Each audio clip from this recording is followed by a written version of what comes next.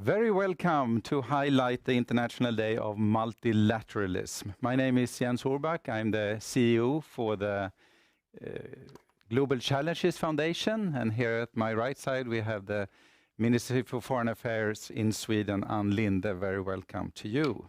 I will soon hand over to you, but let me just say a few words about this webinar. We are standing separately here because of the corona pandemic, of course. This is this year's great challenge to the world. But we have other challenges that are more for the century, and that is the climate, it's the environment, it's AI, it's weapons conflicts, and it's many other challenges that are also cross borders. And for that reason, we also need to take decisions cross borders. And just now, around the world, in 186 countries, the UN is asking, what world do we need? Or what world we want and what UN do we need? And today we are going to talk about that and how UN can be this organization for us. So this first half hour, we will listen to the Minister of Foreign Affairs from Sweden, to the Minister for Foreign Affairs from Luxembourg. We also are very happy to have the UN Special Advisor on preparation of the commemoration of the UN 75 anniversary, Mr. Fabrizio Hochschild. He had to go up very early because he's in New York. And we also have one of the authors to the book Global Governance and the Emergence of Global Institutions for the 21st Century. He was also the winner of the New Shape Prize organized by the Global Challenges Foundation. And his name is Mr. Augusto Lopez. On the second half of this webinar, we will have a panel that is also very experienced and very crucial people, because it's the UN ambassadors from Qatar, Her Excellency Mrs. Alya bint Ahmed Al Thani, and the UN ambassador from Sweden, Mrs. Anna-Karin Eneström. And they have a mission now to facilitate the declaration for the UN 75 meeting in September. Another important guest that I can see here in our studio is Rosaline Marbina, who is as chairman representing the National Council of Swedish Youth Organization, representing 84 organizations in this field. Mr. Lopez and Mr. Hochschild will also join us in the panel, and during the panel you also have a possibility to participate in a chat forum and raise questions to the panelists. But saying that, I would like to start with giving the floor to our Minister for Foreign Affairs, Mrs. Linde. Welcome. Thank you very much, Jens. Colleagues and friends, ladies and gentlemen.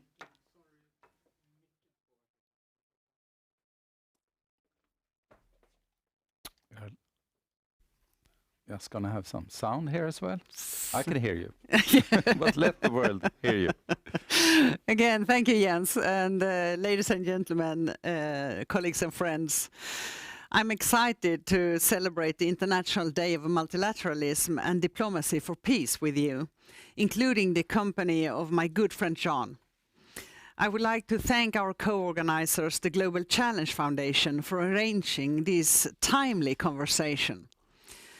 Multilateral cooperation and a rule-based international order with the United Nations at its core is more important than ever. The world has no deficit of challenges: the ongoing pandemic, growing inequalities, wars and conflicts, climate change, poverty, lack of gender equality, lack of respect for human rights, and nuclear weapon proliferation. And the list goes on. In today's interconnected and rapidly changing world, where challenges know no borders, no one can afford to sit at the sidelines. Yet multilateralism, or, if you wish, international cooperation through rules and institutions, is being called into question. It's being challenged by different actors through a toxic blend of protectionism, authoritarianism, nationalism, disinformation, and even sexism and racism. Indeed, The COVID-19 pandemic is an amplifier of the contradictions that we are living through. Self-defeating isolationism is on the rise, while critical thinking and cooperation are put on hold. So how do we prevail? Not only for the sake of multilateralism, but for the sake of health, societies, economies, and the future. Let me share some points. First, we need to ensure people's trust in democratic governance and international institutions. Combating COVID-19 and emergency measures cannot be the excuse for backsliding on democracy or the rule of law. Second, COVID-19 will have a devastating impact on the most vulnerable. We need an equitable global response which delivers on the principle of leaving no one behind, including by tackling socio-economic inequality and gender inequality. We must support, not only in words, but also through deeds. Secretary-General Guterres called for a global ceasefire. Peace efforts must be able to continue even in the current circumstances. Third, global efforts need to be well coordinated. We must continue to focus on how to stop the virus, save lives, and handle the effects. Our COVID-19 response must be gender sensitive and ensure women's equal representation in planning and decision making. Fourth, the pandemic is mirrored by an infodemic. Disinformation is a real threat to our open societies. Public diplomacy based on facts is critical to countering this. We need strong and reliable institutions. In all these areas, United Nations plays a crucial role. We nationally, and as the European Union, need to demonstrate what multilateral cooperation and international institutions mean to the people we serve, the effects on their lives. We already have norms and structures in place. It is now time to move to action and implementation.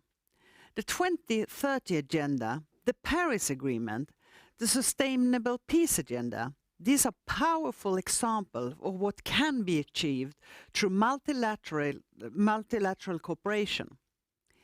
We have encouraging examples from all over the world where collaboration and cooperation in everything from peacekeeping efforts to climate action have resulted in a better life and hope for the future. But more must be done. We have a decade to act, a decade of action. New initiatives and ways to operationalize multilateral cooperation and solutions are crucial.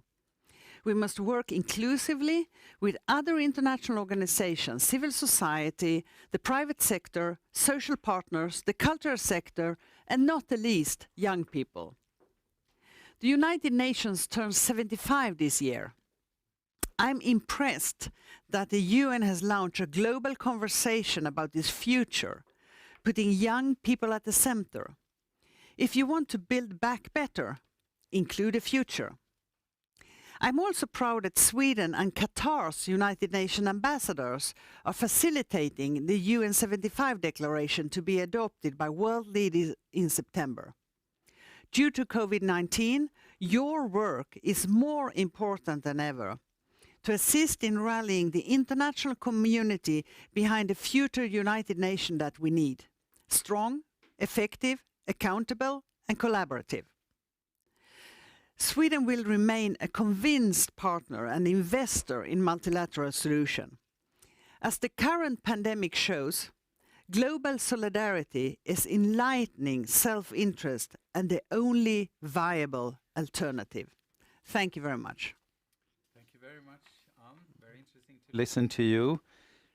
Often when we talk about public policy, I've used it myself as a minister. I say it's a big ship, tanker. It takes a long time to steer it, but when it goes, it could be very effective.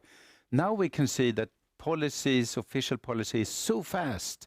People are adjusting very fast. how can we use this strength to also challenge the other challenges like climate and environment that we have?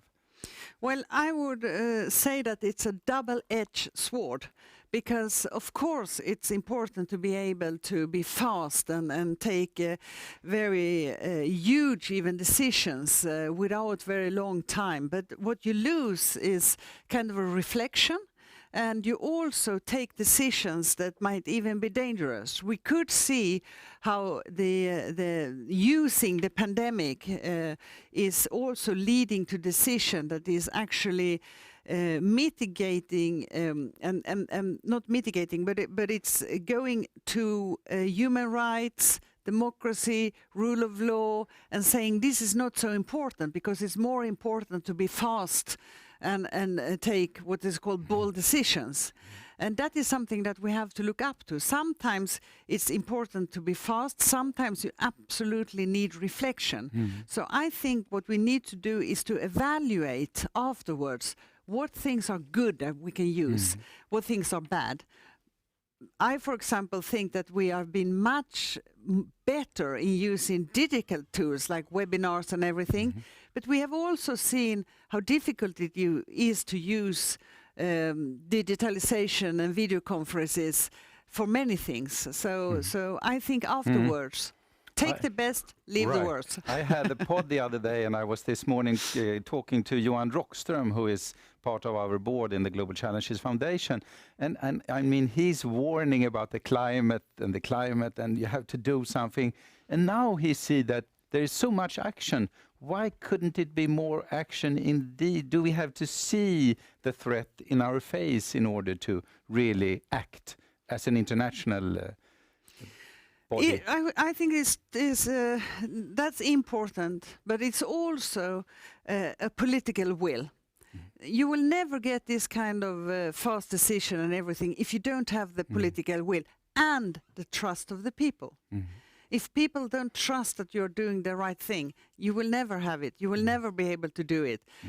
That's the accountability that we as politicians has to ask ourselves every time, everything we do. Is this going to be accountable for the people? Are they going to trust in us? Are they going to give their mandate to us? Because we don't want a situation where a few people, like now, are deciding very, very big issues and measures without the trust of the people. So a strong movement from some of them we're going to talk to later, the young people, that is also needed in the change, of course. I would say that that's essential. Thank you very much, Anne. I'm now going to listen to a colleague of you, and you just say this is a true internationalist. And we would like to welcome Mr. Jan Asselborn, who is Minister for Foreign Affairs from Luxembourg. Please, the floor is yours. Thank you, dear Jens. I thank my dear colleague and friend Anne Linde for inviting me to lend my voice to this important event. And I would have loved to be with you in Stockholm, but maybe soon we will be able again to see us physically also. As the longest serving foreign minister in the European Union, I have seen many share of global challenges over the last 15 years. But I have never seen a challenge like the COVID-19 pandemic, which is heavily affecting all the peoples of all the countries in the United Nations, so the 193 countries. This is not only, I think, a global public health crisis, it is much more fundamental system crisis as it interacts and also interlinks with the climate crisis, global hunger, poverty, conflicts, and the dangerous trend toward undermining human rights, the rule of law, and the rules-based international order. The challenge is unprecedented, but it is also unprecedented opportunities for the international community to come together as one in the face of a common existential threat. I could not put in better than the permanent representative of Qatar and Sweden to the UN, who are facilitating the intergovernmental negotiations on the declaration for the commemoration of the 75th anniversary of United Nations, and I quote from their letter on the 9th of April, "We are facing a common threat that knows no borders. Rarely before that has been a greater need for multilateralism and international cooperation. Let us rise to this opportunity and strengthen our cooperation and the leading role of the UN." When we look back to the first 75 years of the UN, we should acknowledge the achievements and pay tribute to UN staff and UN officials who have lost their lives in the line of duty. One of those officials who gave his life for the cause of peace and security was none other than the second UN Secretary General, Hammarskjöld of Sweden. He famously referred to the saying that the United Nations was not created in order to bring us all to heaven, but in order to save us from hell. And I think he was totally right. When Luxembourg served in the Security Council in 1314, for the first time in its history, we did our best to help the UN save people from hell. We worked hard to strengthen the protection of children affected by armed conflicts and to ensure humanitarian access to all people in need throughout Syria. Sweden worked with the same commitment on those issues during its term on the Security Council 1718. You also invested a lot of efforts to help stop the war in Yemen. The COVID-19 pandemic has the potential to exacerbate conflicts and constitutes therefore a clear threat to peace and security. We regret that so far the UN Security Council has not been able to address the pandemic in a meaningful way. This links to a broader concern about the functioning of the Security Council. In recent years, the permanent representatives of Luxembourg to the UN have worked on Security Council reforms. Maybe the current global crisis will give new impetus to make the Council more representative and to improve its working methods in order to make it more transparent, more accountable to the general membership. We do not know if it will be possible to convene the UN General Assembly high-level week as usual in September this year on the 75th session. I certainly hope we will be able to meet in New York. In any case, it is clear that the General Assembly needs to play its role in the reshaping of global governance. Now it is the time to work together to strengthen the UN we have today in order to bring about the UN we need for tomorrow. In the global health crisis, this means supporting the World Health Organization as best we can and learning the lessons from the pandemic. The WHO plays a crucial role in coordinating the international response to the pandemic. It needs, I think, our full support. In times when human rights are violated and human rights defenders are under attack, this means supporting and strengthening the UN human rights system, including the Office of the High Commissioner for Human Rights. We have to recommit to the vision of the UN Charter and find new ways to mobilize the good will of all member states, public entities, but also the private sector in order to generate the resources we need to achieve the 2030 Agenda for Sustainable Development.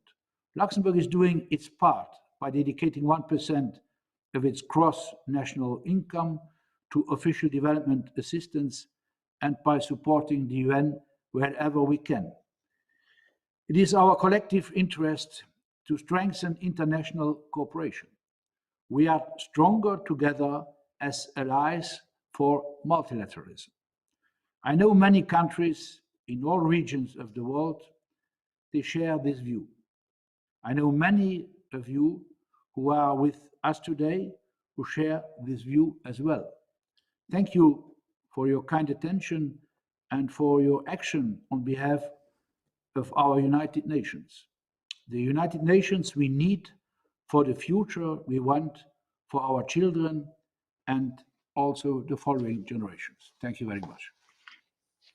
Thank you very much, Mr. Asselborn, and very interesting there to hear your views about the Security Council. Is it your meaning that the Security Council need to broaden the context of security to also involve global health, climate, ecological collapses and things like that?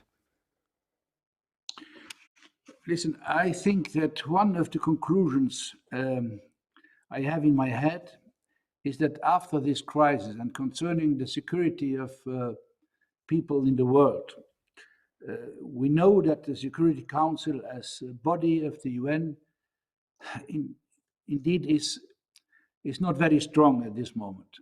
Even the definition of this virus is difficult to fight. I think really that one of the lessons could be that we have to invest as international community more in research, in medical research, and in order to increase the security of the people in the world. I think nuclear weapons and more investments in military equipment, that's not enough. We see it now with nuclear weapons and with military forces. We cannot fight against this insecurity produced by this virus. So I hope that, yes, the Security Council, we had been member, and I was 17 times in 2 years in New York. It was the time of the Crimea crisis and the Syria crisis. And I think there is the idea was, let's have a body in the United Nations who can prevent and do everything they can do, it could be done to avoid this crisis and to avoid wars. And my experience is that also today, 5-6 years after our presence in the Security Council, and I heard Heiko Maas, for instance, in the beginning of this week when we had a ministerial, foreign ministerial meeting of our European foreign ministers, it is not better. And that's really, that's not good. That's bad. And I think that if I can, say a last sentence, you know, it is crucial to defend multilateralism. And I think that when we when history will consider our last years, the year 2016 was a very, very bad year for multilateralism. Thank you very much. We had this Brexit referendum, and then also the election of the new president at this time in the United States. And it was not in the advantage of defending multilateralism in the world. Thank you very much, Mr. Jan Asselborn. I will now hand over to one of our keynote speakers, and we will start with Dr. Augusto Lopez-Claros. And Mr. Claros explained to me this morning that if you are a keynote speaker, you should have some time. We have a time limit here of 7 minutes, and we have a clock here too. But Mr. Augusto Lopez was one of the prize winner in a competition held by the Global Challenges Foundation on how to find a better architecture for global decision making, and that idea has now developed into a book on 500 pages at the Cambridge University Press, but you have promised to be brief. And I also think that you are having some thoughts that are in the line of our former speakers here, the Minister of Foreign Affairs. Please, the floor is yours, Mr. Augusto Lopez-Claros. Thank you very much to the Ministry of Foreign Affairs and to the Global Challenges Foundation for organizing this event. It's a pleasure to be with you today on this important day. It occurs to me that the last 7 decades, have witnessed profound changes in the levels of complexity underpinning the economic, the social, the political, and the environmental systems. And this has been partly linked to the swift expansion of connectivity, non-linearity, brought about by technological change. The institutions that we have are struggling to cope with the challenges of an increasingly interconnected and interdependent world, because they have largely failed to adjust or to adapt to the needs of a rapidly evolving age. In a sense, they have remained frozen in time. And the consequence of this is that major planetary issues are being neglected, and we're risking being overwhelmed by a broad range of problems, the solutions to which require effective problem-solving mechanisms and institutions. Some examples that immediately come to mind, of course, are climate change, nuclear proliferation, income disparities, persistent poverty, a vulnerable global financial system, and the very constrained fiscal spaces that have emerged after the global financial crisis a decade ago, and of course what we're facing today, the coronavirus pandemic. In the book that you mentioned, Jens, Arthur Dahl, Maya Grof, and myself have argued that the time is ripe today to think creatively and proactively about modernizing our current UN-based global order. We need to strengthen our political institutional structures so that our societies will be better able to cope with the kind of destabilizing shocks which now have become part of the new normal.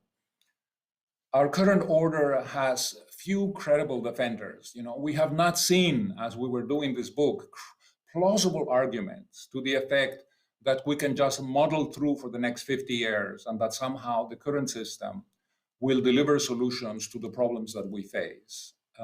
Because our tomorrows will be just like our yesterdays during the past 75 years. Indeed, the rapidly emerging view is that we live in a world in which no one is in charge, and in which, because of this, we're being constantly surprised by global catastrophes. From the near implosion of our global financial system 10 years ago to COVID-19 in 2020, which has exposed just how vulnerable and fragile our economic and other systems are. On our way to maybe something else in the medium term, perhaps linked to the acceleration of climate change. So what does this mean for the future of global governance?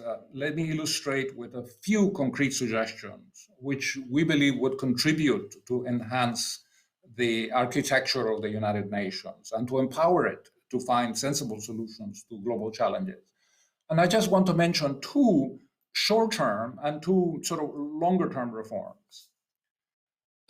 One pertains to the establishment of a second to the United Nations. This idea has been around, since the organization's inception. The idea fundamentally is to enhance the democratic character of the United Nations by establishing a firmer linkage between the organization and the peoples it is meant to serve. In time, to address this problem, proposals emerged for the creation of a second chamber, a so-called parliamentary assembly that would be complementary to the General Assembly and which could be established within the existing charter.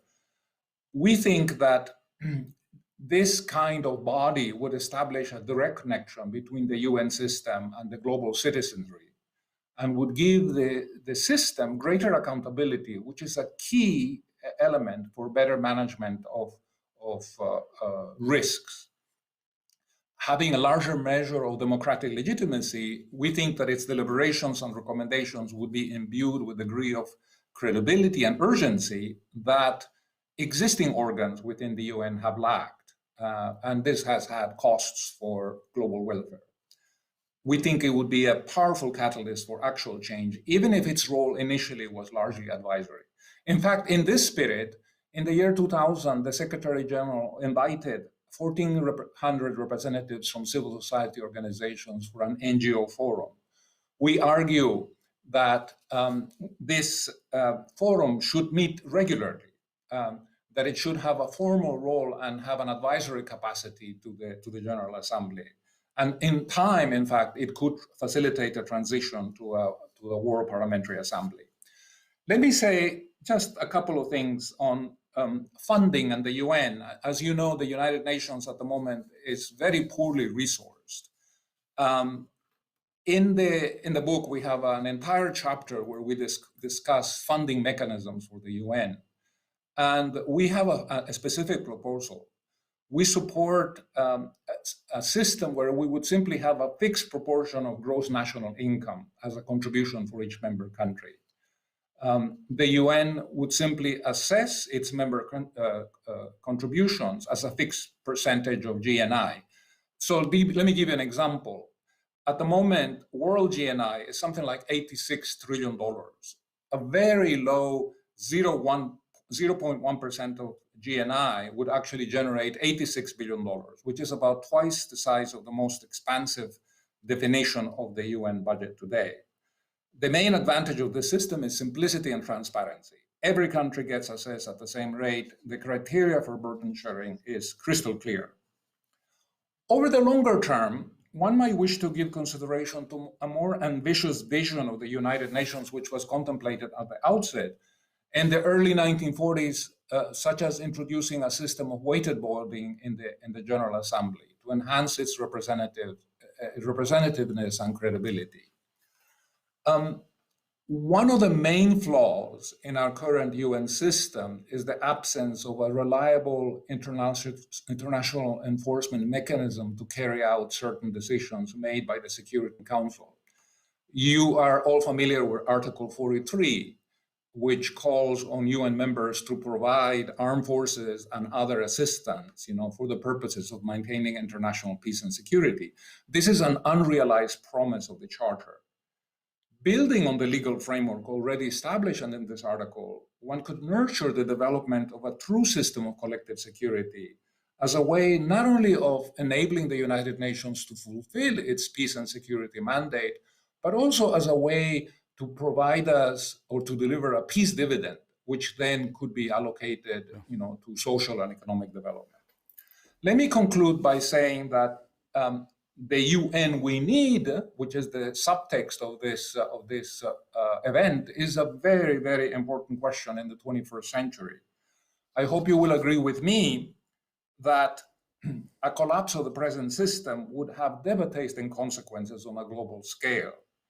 It is absolutely obvious that we must act now to strengthen the international order so as to avoid a situation where we have to rebuild global institutions in the future under a much more adverse set of circumstances. And I think that what we're going through today in the context of the coronavirus is an early indication, a warning sign to us of just how difficult those circumstances can be if we don't take actions now. Thank you. Thank you very much, Augusto Lopez. And we will come back to you in the panel discussion later on. Now I would like to say hello to Fabrizio Hochschild and welcome you aboard. And excuse me for having you or forcing you to wake up so early in New York this morning. Mr. Fabrizio Hochschild is the special advisor of the preparation for the commemoration of the United Nations 75th anniversary. He's also Under Secretary General at the UN. And we are very interesting also to listen to the big global dialogue that you are processing. And I think you are reaching out to more than 186 countries around the globe on what world or future we want and what UN we need. So please share some of your thoughts with us, Mr. Fabrizio Hochschild.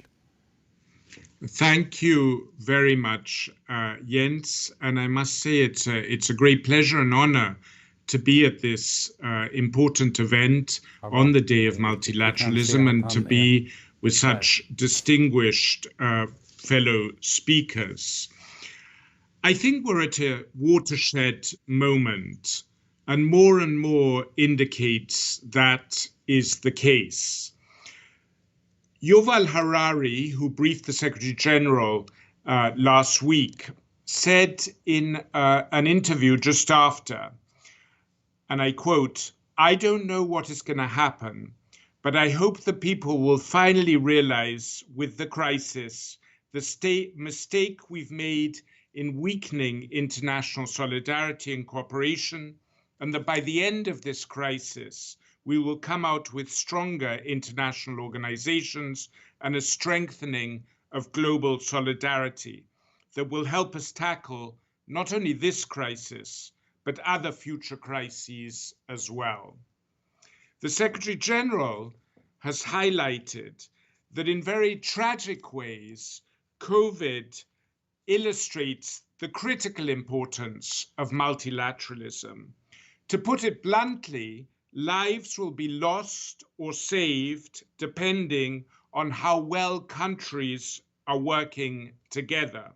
How fast we emerge from this crisis, whether this becomes a new feature that takes millions of lives in the future, or whether we overcome it, will depend on the solidarity of nations, and it will depend on our support to our international institutions. And I think it's good to be reminded in an era where to many multilateralism is seen as something elitist and remote and not comprehensible to many, and in other circles it's portrayed as an ideology and not a methodology, that this is really what multilateralism is. It's a method to solve problems that go beyond borders. And it's no more and no less than that, and we need it now.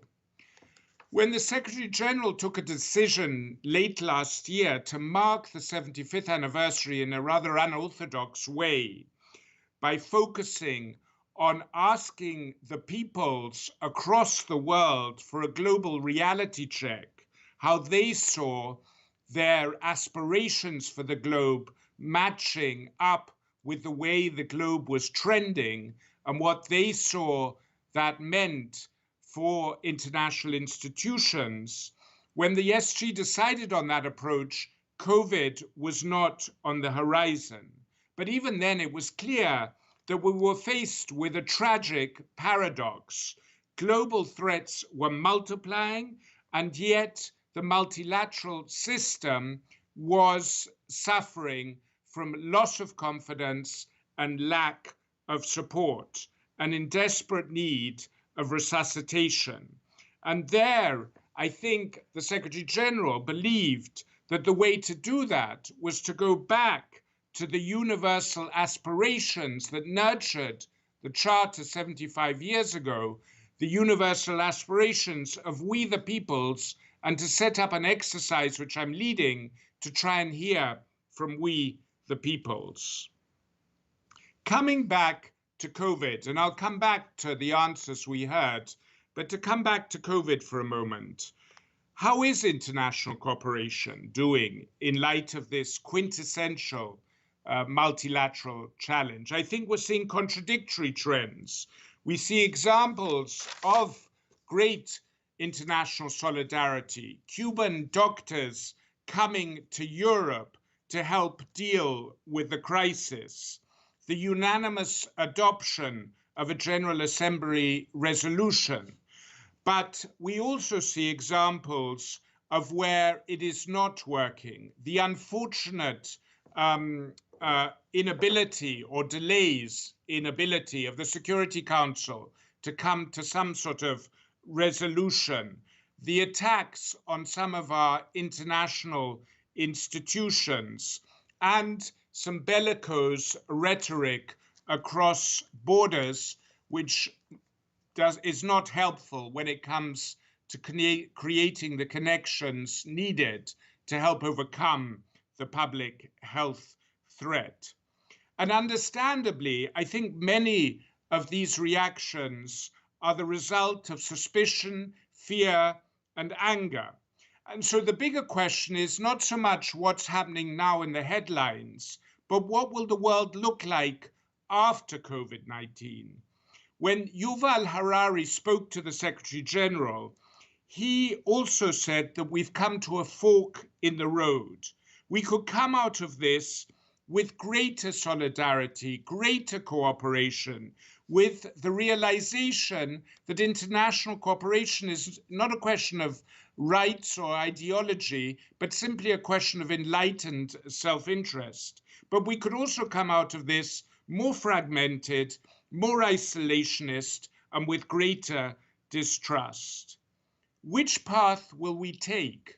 Arguably, that is the question of our times, and that which fork we take in that road will determine the welfare of all those who come after us.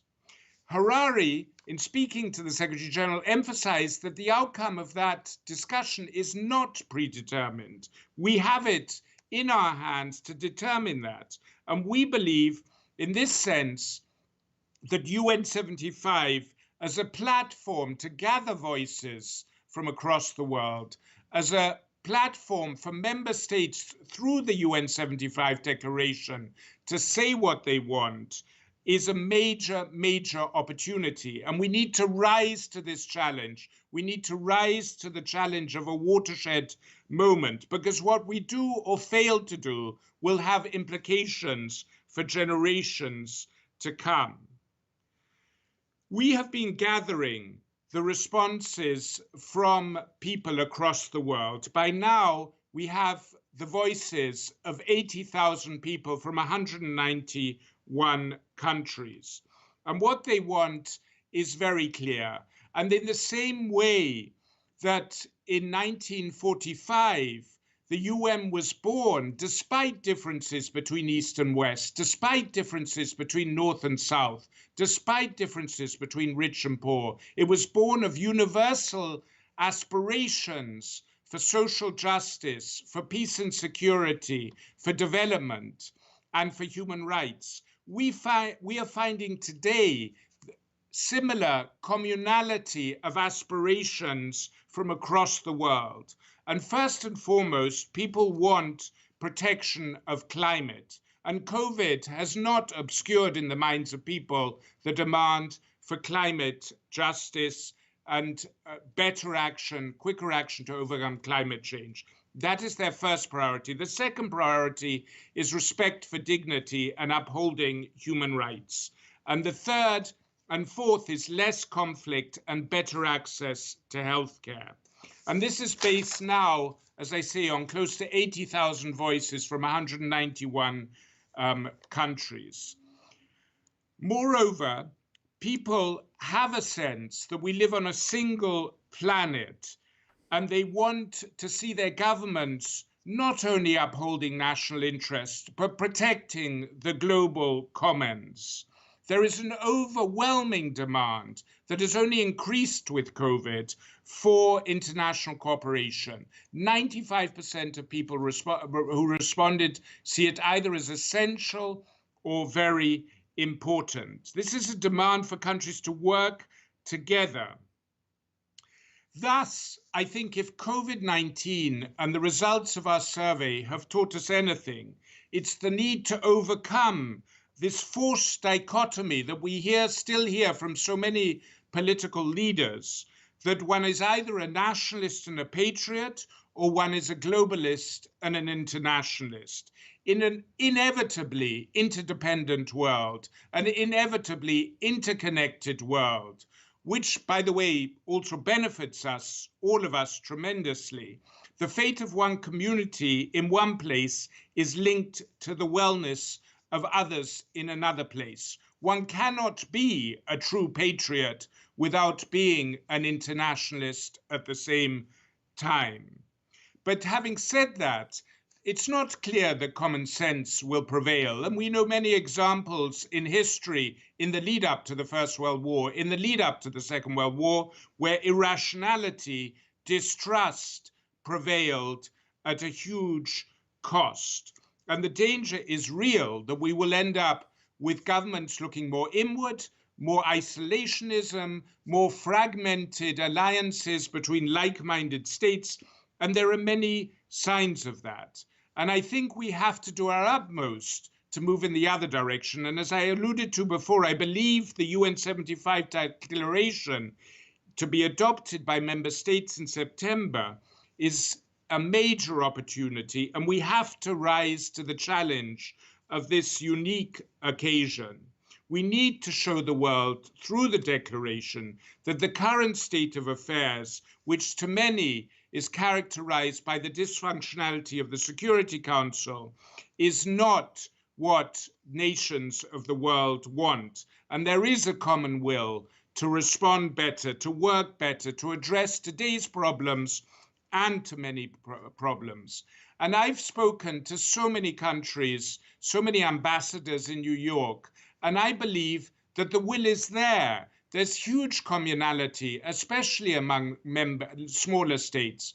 If I'm perfectly frank, and I trust you'll treat my remarks with due discretion, I think as there's a resurgence of superpower rivalry, there's a tendency among smaller states, as one member state put it to me, you know, when the elephants fight, the grass gets trampled upon. So there's a tendency of the smaller states to keep their heads down and to retreat behind the trees and try not to get dragged in to the headbutting of the elephants. But Hammarskjöld, you know, as we all, whom we admire more than anybody else in this organization, pointed out that the UN exists for the smaller states. If the world was just made up of the superpowers, there would be no need for the United Nations. And I would say this is the moment in history for smaller states to speak up and to come out from behind the trees and to make their common aspirations known. Because I think if all come together, it will be very difficult for the major powers not to just pursue their own national interest and will be obliged to take note. I should hasten to add, in order not to lose my job, that is a very personal observation. I think the point is, ladies and gentlemen, in conclusion, that the UN and multilateralism is now at a crossroads. I'm not sure we will be given a second opportunity to rejuvenate it and make it relevant for future generations. A cliche has it that in every crisis, there's a great opportunity. And the UN, we will all remember, was born from a major crisis, from untold suffering. And hopefully we can use this crisis to once again rejuvenate and make it relevant for the next 75 years. Whether we do or not, quite frankly, will determine how we are regarded by future generations, whether they will look back on us with regret or whether they will look back on us with admiration. And I think we owe it to them to give them at least as good a world as we had a privilege, thanks to no merit of our own, but to the efforts of our forefathers, to give them at least as good a world as we had the privilege to grow up in. Thank you. Thank you very much, Mr. Fabrizio Hochschild. And I found it very interesting when you give to us the survey that you have given back from the global dialogue, and not the least that the people want security, and they define security also security from the climate crisis.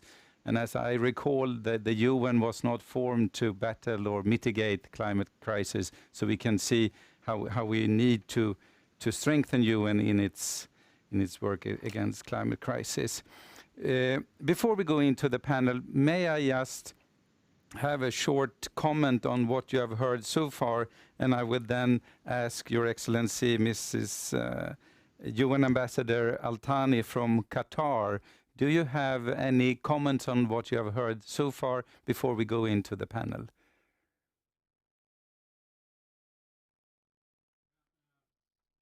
And if we don't, no, and if not, you are not there, perhaps we can ask our ambassador from Sweden the same question. Yes. Hello, Jens. Can you hear me? Yes, I can hear you and see you. Okay, good. Thank you so much, and also thanks to the ministers, to Fabrizio and Mr. Lopez-Claros for interventions. Very briefly, I think what we have heard today testifies really of the importance of the task that my dear friend Alya and I have in front of us. And the pandemic has really with force shown the even greater importance that the heads of state and government come together to take action. This is not a time for celebration, this is a time for action. And we certainly agree with the Secretary General when he is saying that this is the greatest challenge that the international community has faced since the United Nations was created. And I totally agree with the Foreign Minister Linde when she says that this is a time for solidarity and multilateralism, and not for isolation and nationalism. And I think that Fabrizio is very right that we are right now in a fork in the road, and it's up to us to choose what road to take. And it's our responsibility for the future to see to it that we have a strong United Nations that can deal with the challenges that we have in front of us. I also agree with what Fabrizio said, that we've sensed that we have a lot of support for adopting a strong declaration at the UN 75. So with that, I will leave to Alya for her few comments. Thank you so much. Yes, welcome, Mrs. Ambassador. Thank you so much. I want to begin, of course, by thanking Her Excellency, the Minister of Foreign Affairs of Sweden, Her Excellency Ms. Ann Linde, and of course, the Minister of Foreign Affairs of Luxembourg, and the Global Challenges Foundation for giving us the opportunity today to take part in this very important and timely panel. And just, I want to second what my dear colleague and friend, Ambassador Anna-Karin have said. I think today there were many important points raised in terms of how the UN 75th anniversary is an opportunity for us not only to renew the principles and values enriched by the founding fathers of the United Nations, but as an opportunity for us to reconfirm our commitment to multilateralism. And of course, the situation we're living in today, the situation of the spread of the coronavirus and COVID-19 is again another challenge that we are faced with in a way that asks us to put all our efforts together, and of course emphasizes the importance of international cooperation and international solidarity in many aspects. Today, COVID-19 has hit every single country in the world equally, whether they are rich or poor, whether they are developed or developing countries or least developed countries. We are all affected equally. And this is an example how this virus has hit home everywhere and have hit many fronts in a way that gives us, it's a sort of a test for us today. And surprisingly, it comes at a time where we are approaching the UN 75th anniversary and planning for the future ahead. So I don't want to prolong. I think this is a good starting point. I'm very thankful for their excellencies for the very, for enlightening us, for putting ahead so much eye-opening points that can build on for our upcoming panel discussion. And I'm looking forward to this very fruitful discussion today. Thank you very much. And thank you very much, Ann Linde, for being with us. And thank you very much, Sean Asselborn, Appelborn, for being with us. Now we're going to head into the panel. Thank you very much. And you're talking about multilateralism. I saw a survey from Germany where I think 75% were not sure about what is multilateralism. But I also saw that 90% in that survey were very much in favor of international cooperation. So perhaps we just need to broaden our vocabulary. Here I also would like now to say welcome to Rosalind Marbina. Very welcome here. You are the chairman of the National Council for Swedish Youth Organization.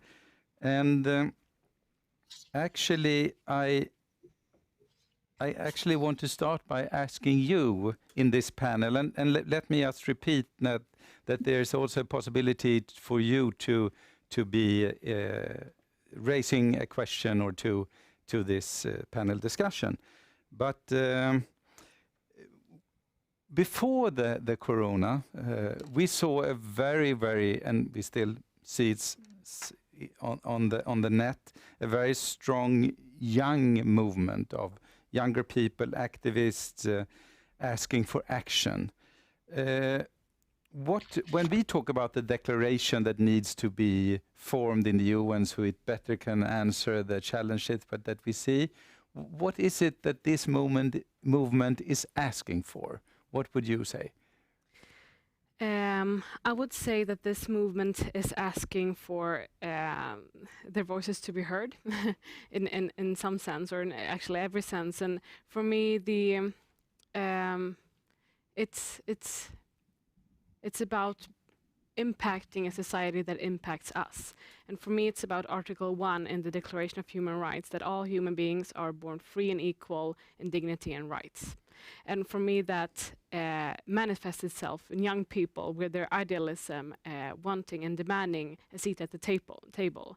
And we are active in different movements in order to create that and impacting different resolutions, but there's so much more we need to do in this sense. And may I ask you, what do you think that we can learn from the COVID-19 pandemic? Absolutely.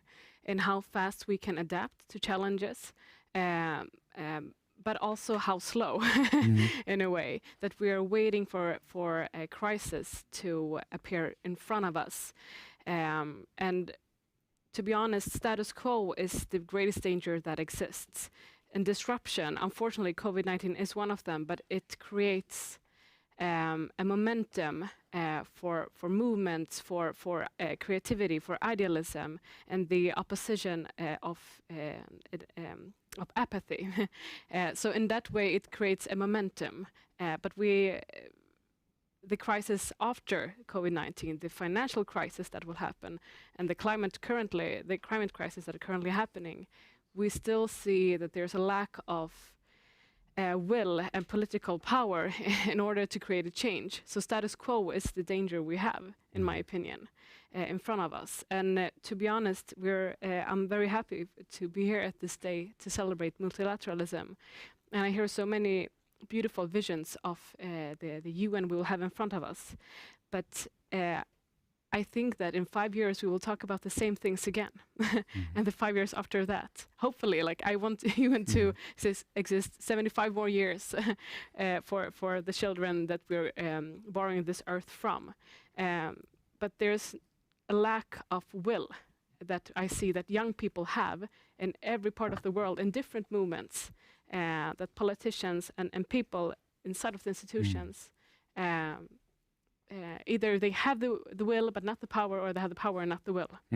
I think Fabrizio said that the UN could be good to take us away from hell, but it seems like that we have to experience hell before we can to get our feet moving.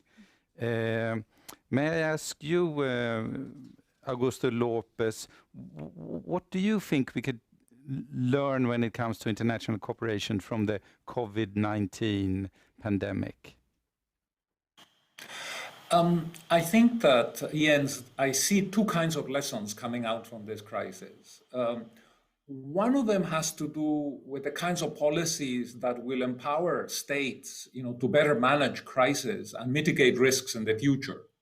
So in the context of COVID-19, I would say, we are learning that we do better when our public health infrastructures are not broken down or neglected.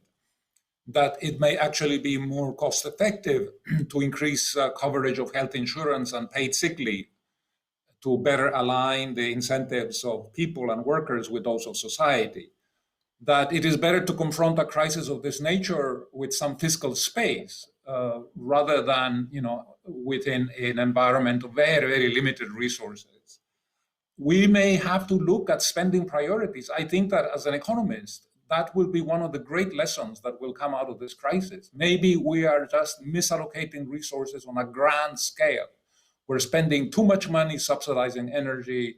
Maybe we're spending too much money on defense, and we're not spending enough on education, on public health, on infrastructure, on things that will actually align themselves better with the mandate of the United Nations to promote social and economic development.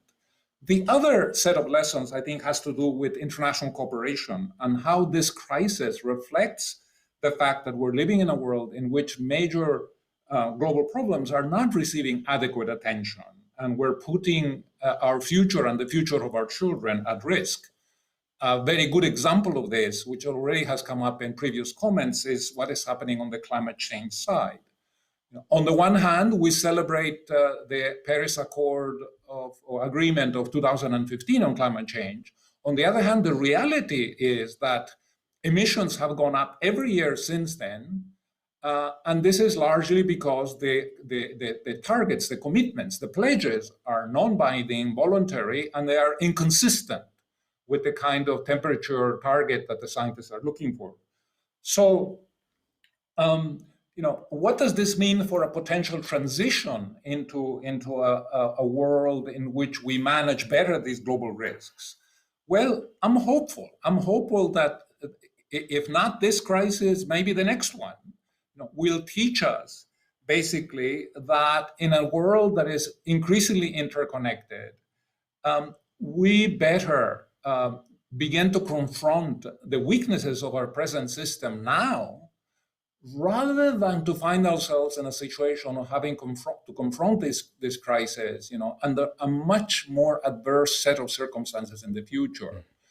I think that may well be the most important lesson to come out of this crisis. And I very much hope that we don't have to have another half a dozen crises of this nature in the next 10 years to finally get our act together and go back to the UN Charter and empower the United Nations to deliver on the very, very laudable goals that were set out in that charter against the background of the pain and the suffering of World War II. Right. May I ask perhaps our ambassador, Mrs. Ambassador from UN Ambassador from Qatar, a little bit on how are you now going to work with this declaration, and to what way is it affected by the COVID pandemic? What is the process? And may I also ask you, if you want to say something, you may raise your hand here. I can see it on different screens. Thank you so much.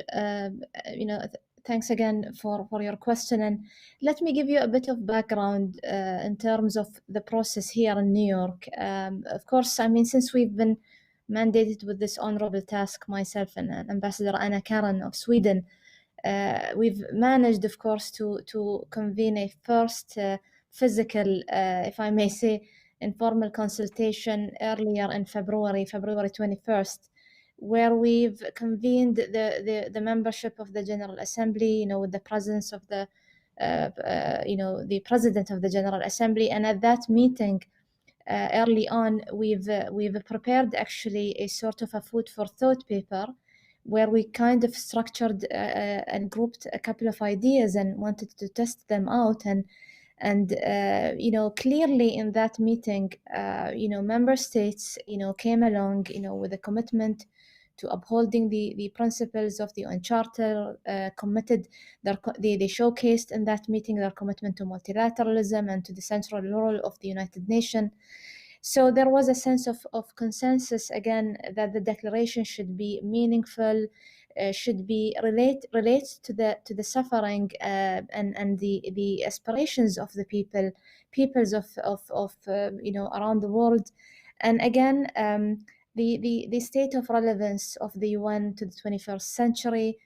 And of course, all of that was very positive. We came out of that meeting with a very positive tone, that people really wanted to see, a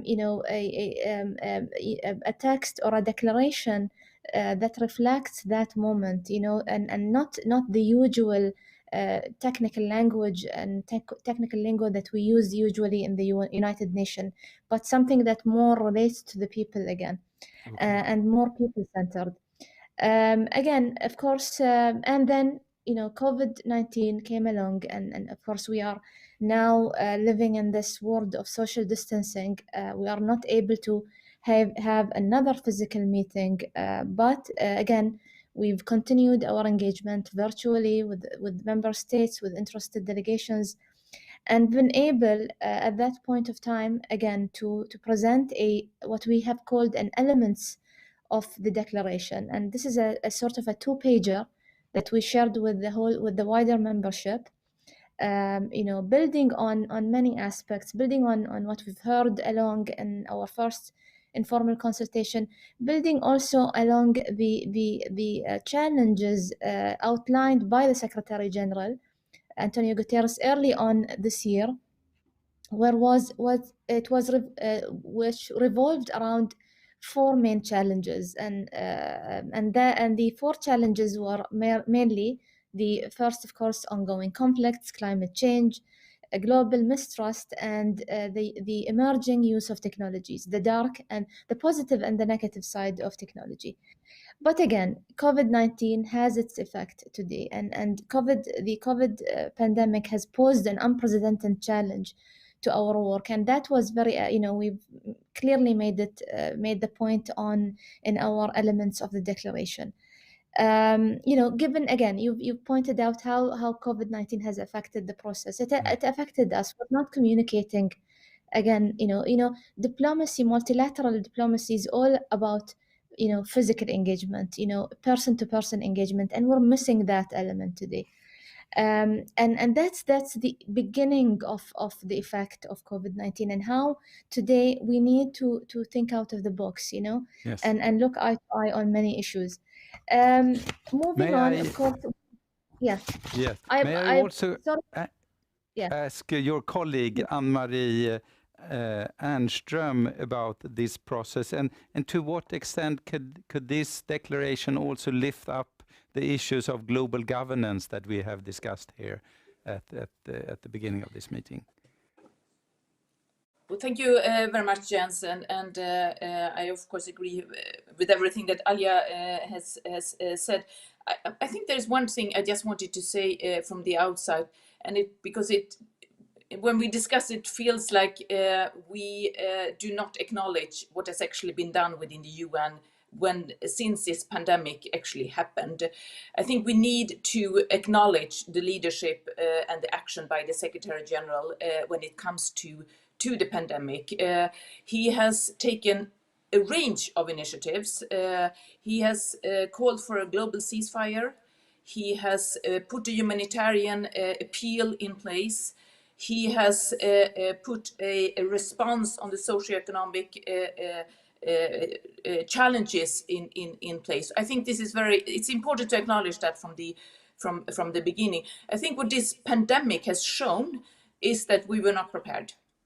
And it shows that if we do not act thoroughly now, including and especially in vulnerable countries, this pandemic will come back, or there will be other challenges that come back. And what this pandemic has shown is that no country, big or small, is stronger than the weakest links among countries. We are interdependent, and I think that's very important. This is why we need, through this declaration, not only through the declaration, but through the decisions by the heads of government, to look into a stronger governance system.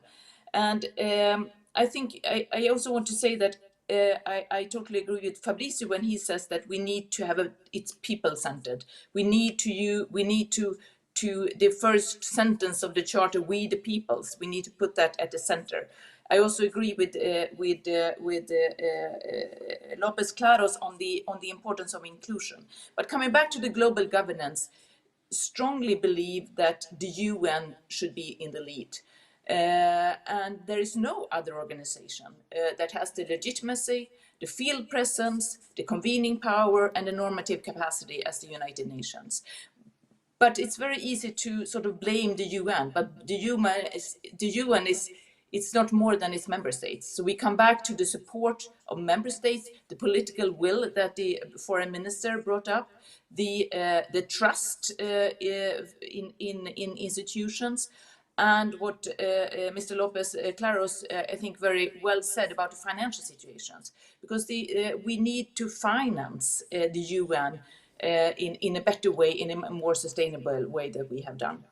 Let me just say one last thing, and that is that I strongly believe that we now have an opportunity, and coming back also to Rosalind and what she said, on building back better, and building back in a way that we base that on the Agenda 2030, that we make this decade a true decade of action and implementation, that we put the climate change up front, and that we address the inequalities that this pandemic has shown so clearly, the inequalities within countries and the inequalities between countries. Thank you.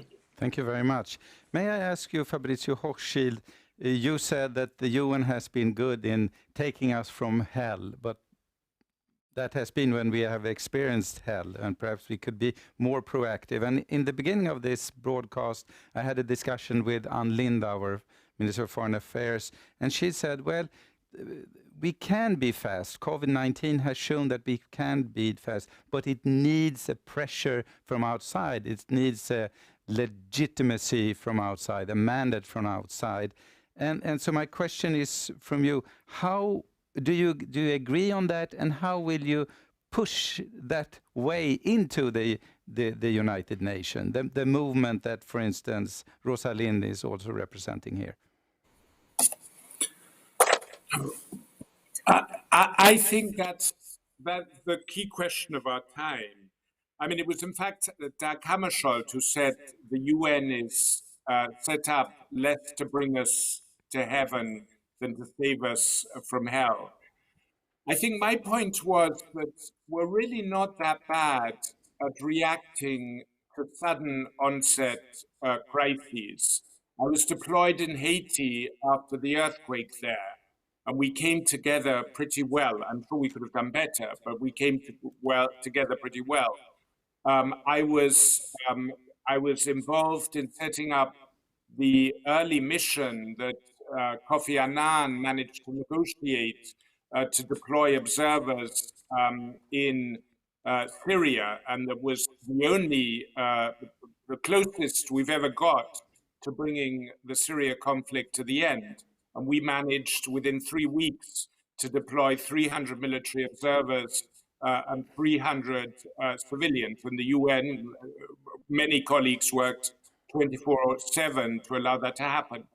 So with all our failings, and I'm not trying to hide them, where we deal better with heart attacks than slow onset cancers. When there's a media pressure to do things, things tend to happen. The problem is that some of the most grave problems of our times are not so much heart attacks than these slow onset cancers. Climate change is a slow onset cancer, but as many have pointed out, at the end it's going to leave more lives destroyed and more people displaced or dead than COVID. Some of our demographic trends are slow onset disasters, if not better addressed. Growing inequality. 2 out of 3 countries have grown more unequal in the past 20 years. And there's no doubt that this crisis is going to exacerbate inequality. The digital divide will become a massive factor of increased inequality through this crisis. That's another slow onset cancer. And we're much poorer at dealing with those. And we're poorer at dealing with those because of the heaviness of our bureaucracy. And sometimes in crises, we put our rules out of the window and we just get on with the job. We're less good at doing that with long-term crises. And if I could be very frank, we're also less good at that because we're not good at thinking in terms of long-term horizons. Because we think from one meeting to the next. We think from one headline in the newspaper to the next. many governments think from one election to the next. And I think the biggest challenge we have in the UN, the biggest challenges we have in humanity, is to install within us a greater sense of responsibility towards the future, to install within us a greater sense of accountability to those who came after us. And that, if we start thinking in terms of our actions, not in terms of how that's going to play with the ambassador who came to see us yesterday or the ambassador who's coming to see us tomorrow, but what will it mean for those who live after us? If we change our perspective and bring that future thinking into it, I think we'll be able to change a great deal. But I think that's still lacking. I can't conclude my remarks without saying what I should have said at the outset. I mean, I've given some pretty grim predictions, but there is light, and some of the light is this we're extremely lucky to have two of the most dedicated, skillful, able, respected ambassadors leading this UN 75 declaration process in New York. They're here on this panel. I don't want to embarrass them, but that, for me, is a big sign of hope. And we've also seen, and Sweden played this role on the Security Council extremely skillfully. We've also seen how smaller countries who step up to the challenge and who have the courage and are willing to take a few bruises can rapidly get respect and lead many. So I think with all the grimness, there's also hope. Yeah, thank you very much. And I saw your hand, Rosalind. Yes. Please. Thank you all for your important reflections. And for me, although UN has prevented so many challenges I can't even imagine, I believe there is time for the bravery about discussing reforms.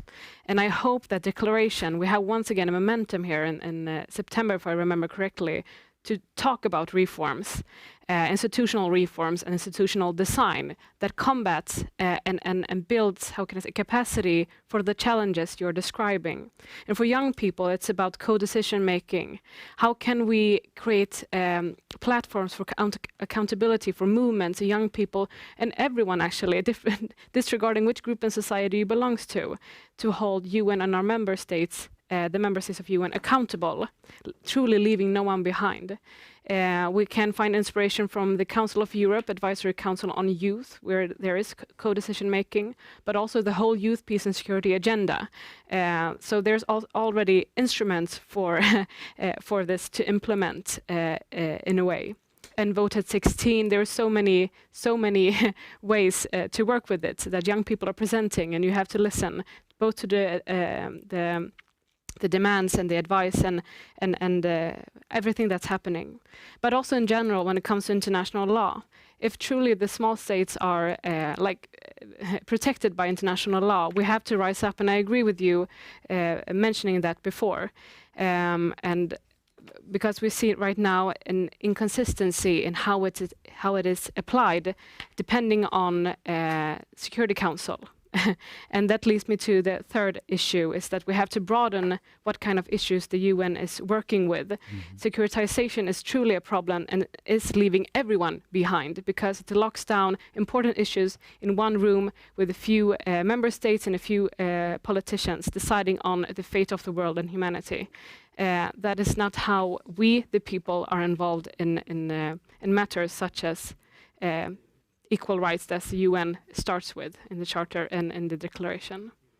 But at the same time, if I may, I also want to defend UN, not only push for change, because it's hard both financially, as you mentioned, but also it's important to mention the shrinking space that not only civil society in larger extent is facing, but also UN institutions and agencies by member states, which is very problematic.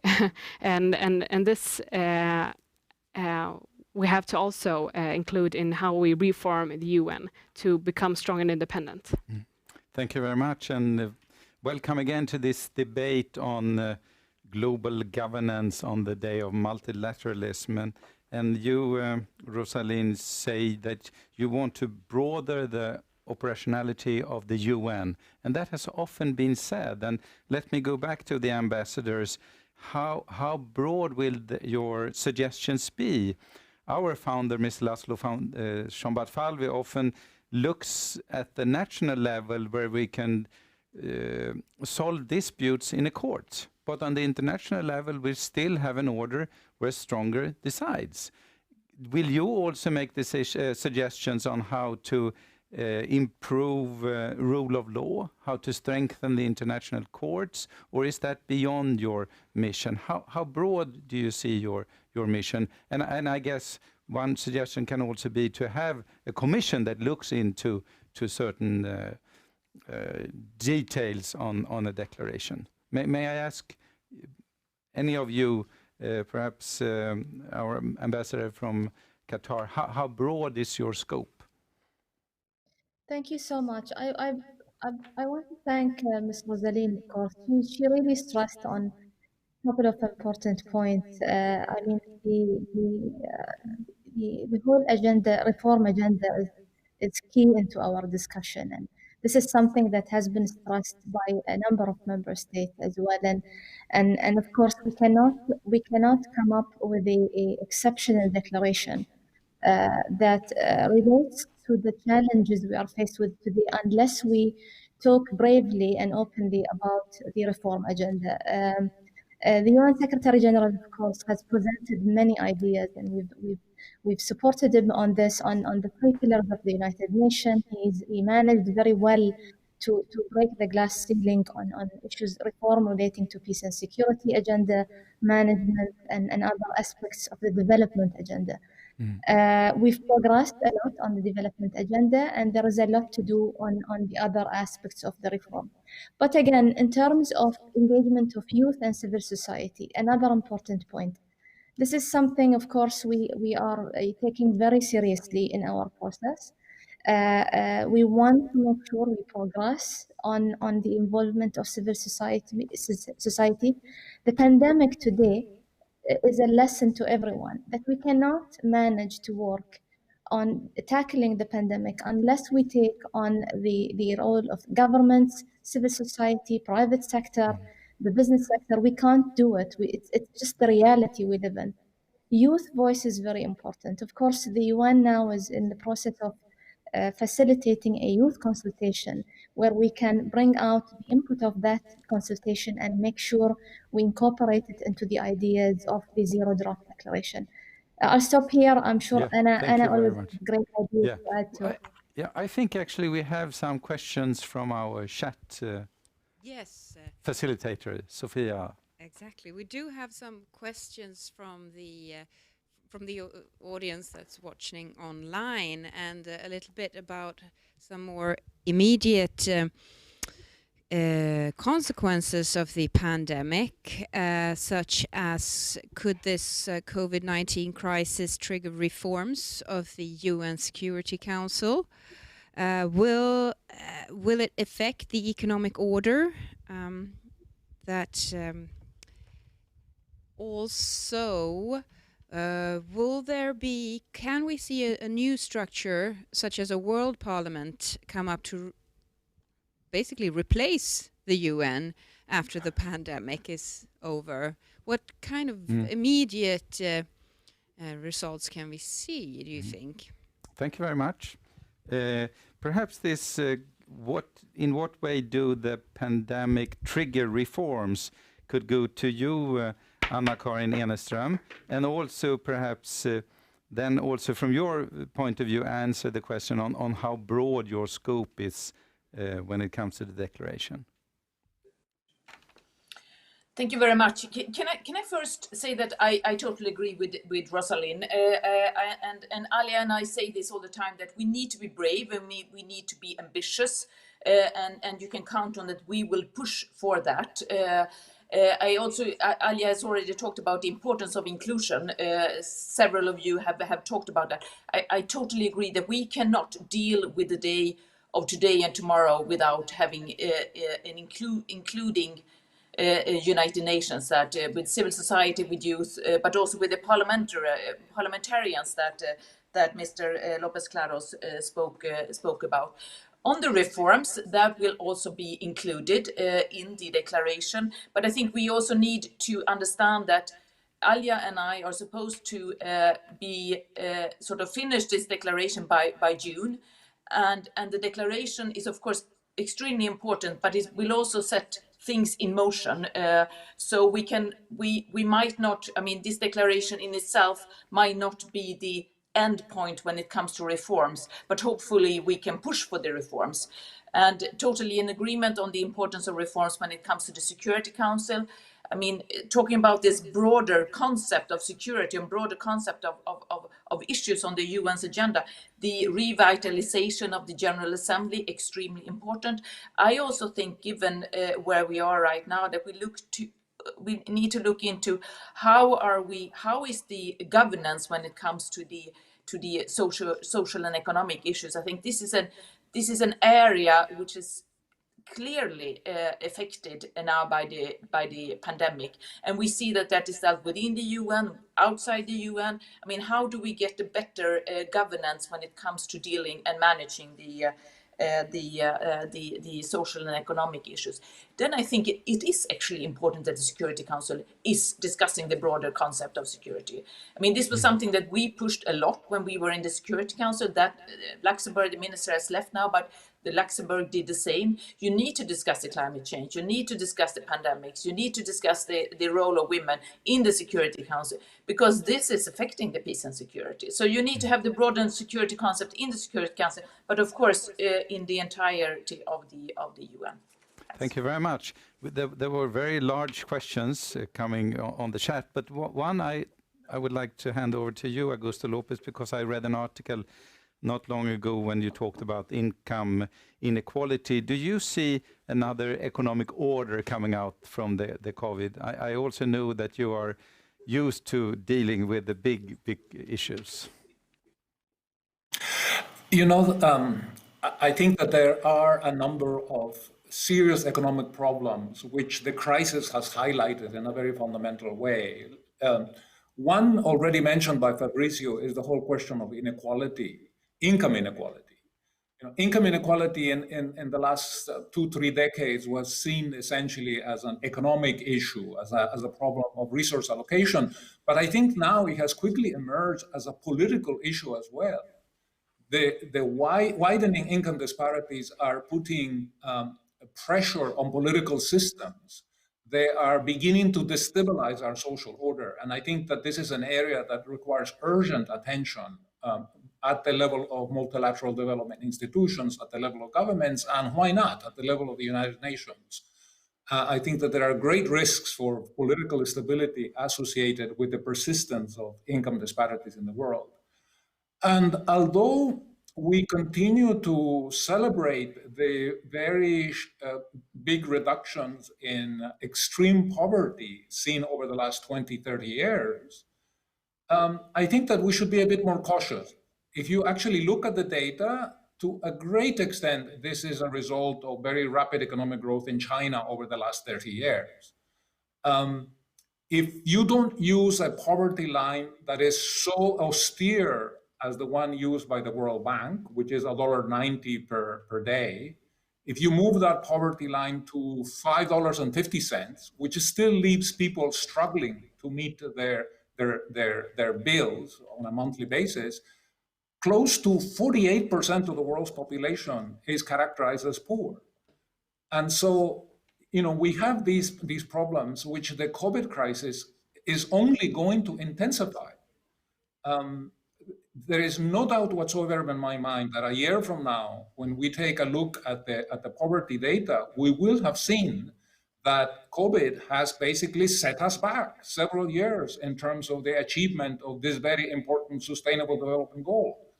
So absolutely, economic issues are very much going to be front and center of how we deal with the consequences of this crisis. Thank you very much, Augusto Lopez. Our time is running out. It's been very interesting to listen to you, and I hope that Fabrizio will also invite all the different voices that we have heard here at this webinar. I'm the moderator, but having listened to you, you can really sense that there is a need of a strong UN that also support our daily lives and, of course, our main global challenges.